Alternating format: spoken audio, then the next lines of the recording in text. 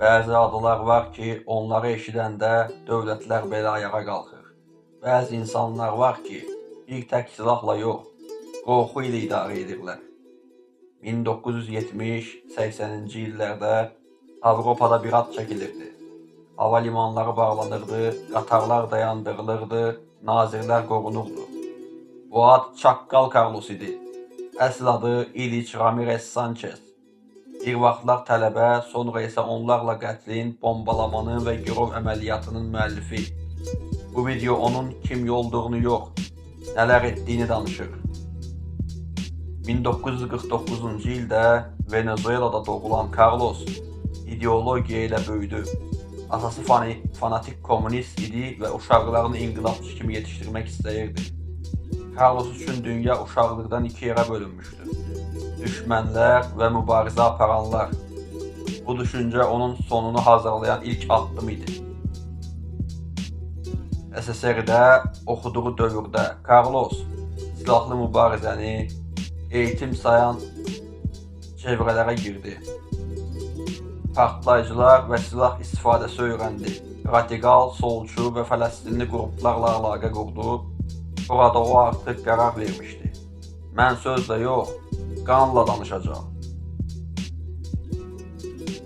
Carlos Fələstin Xalq Azadlıq Cəbhəsinə qoşuldu. Bu təşkilat mülki insanları hədəf almaqdan çəkinmirdi. Terroru siyasi alət sayırdı. Carlos qısa müddətdə əməliyyat planlayan qrup idarə edən müstəqil terrorçuya çevrildi. London sui-qəsdi 1973. Carlos'un ilk böyük cinayəti Londonda İsrail tərəfdarı iş adamı Joseph Sif evində güllələndi. Qurban sağ qaldı, amma bu hadisə Carlos'u beynəlxalq terror siyasına saldı.